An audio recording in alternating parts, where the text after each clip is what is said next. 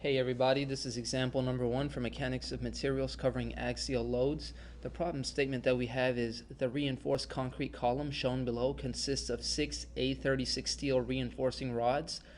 It experiences an axial force of 50 kips, and we need to find the average normal stress in the concrete and in each rod. And the diameter of each steel rod is equal to 3/4 of an inch. The modulus of elasticity of the steel is equal to 29,000 ksi, and the modulus of elasticity of the concrete is equal to 4,200 ksi. So here's the figure of our reinforced concrete column. It has a diameter of 10 inches, 6 steel rods. It has an axial force that's applied to it of 50 kips on this rigid cap, and it has a height of 4 feet. So the first thing we're going to do is draw the free body diagram.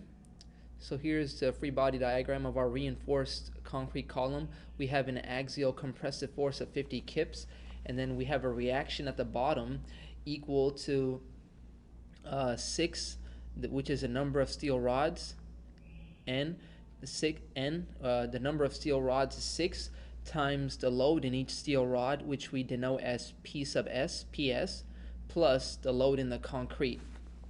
From this free body diagram, we can write our equilibrium equation. So it's 6 times PS plus PC minus 50 kips equals 0. And so we need to solve for PS and PC, the load that's taken by each steel rod and the load that's taken by the concrete. And these are two unknowns, so which means we need to have two equations. This is our first equation, and now we need to get a second equation. So the second equation we'll get by using compatibility, and compatibility means that we're deriving some type of relationship between the displacements. We're defining some type of displacement boundary condition. So because a load axial force of 50 kips is applied to a rigid cap on top, this tells us that the deflection of each steel rod will be equal to the deflection of the concrete. And by using the load displacement relationships, here's what we have. So the displacement in each steel rod is equal to the load in each steel rod, the load in the steel rod times the length of the rod divided by the cross-sectional area of the steel rod times the modulus of elasticity of the steel rod equals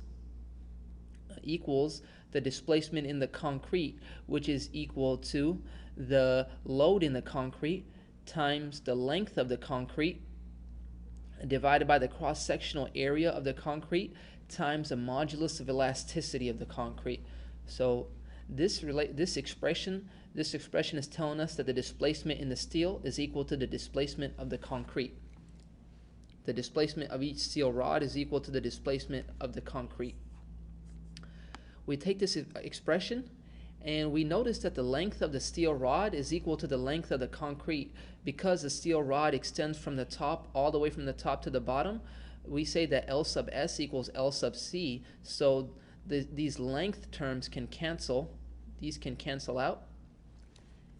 And we're left with this. And we're going to take this expression and rearrange it and solve for the load in the steel rod. So now we have the load in the steel rod. We solve for this in terms of the load of the concrete. So we just took this expression, rearranged it, and solved for PS. And this will serve as our second equation. So we have two unknowns, PS and PC, and we have two equations, which means we can solve for our unknowns. Next, we're going to solve for the load in the concrete by plugging equation 2 into equation 1, which is our equilibrium equation. So here's our equilibrium equation, and we plugged in this term here, which is PS, the load that's taken by each steel rod. We simplify this equation,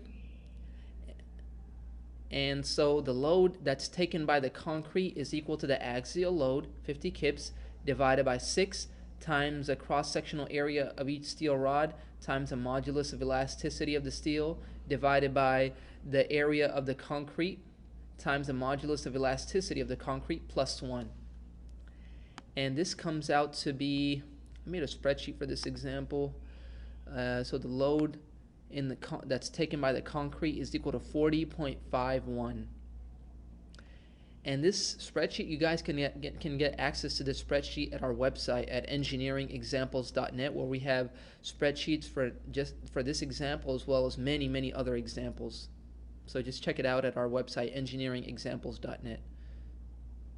So the load in the concrete is equal to 40.51, which is basically saying like 80% of the load, because we have 50 kips, so 40 out of the 50 kips is taken by the concrete. And then we can solve for the load. We can solve for the load that's taken by each steel rod using the equilibrium equation. So here's our equilibrium equation, and the load in each steel rod. So we're just rearranging and solving for PS.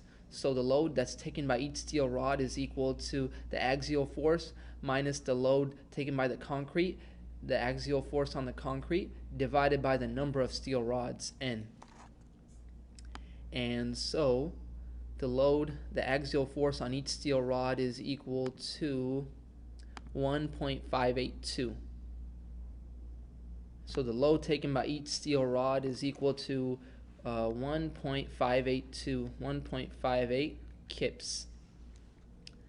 Once we've solved for the axial forces, then we can solve for the average normal stress on each steel rod and on the concrete. So first we'll consider steel. So the average normal stress on each steel rod is equal to the axial force, PS, divided by the cross-sectional area of the steel rod. And so it's equal to PS divided by pi times ds squared over 4. And this d sub s, the diameter of the steel rod, is equal to 0.75 inches. That was given to us in the problem statement.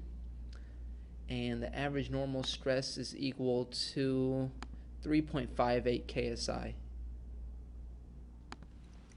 3.58 KSI. And the average normal stress in the concrete is equal to the axial force in the concrete divided by the cross-sectional area of the concrete. And just one thing to note here is that just be a little bit careful here. When calculating the cross-sectional area of the concrete, it's equal to the total area of the column, minus N, which is the number of steel rods, times the area of each steel rod.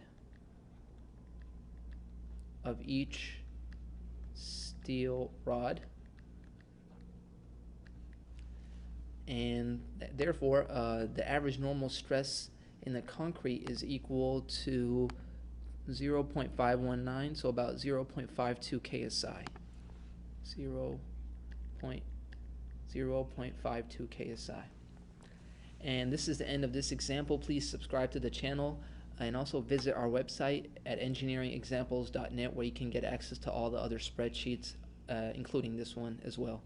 See you guys in the next video. Thanks.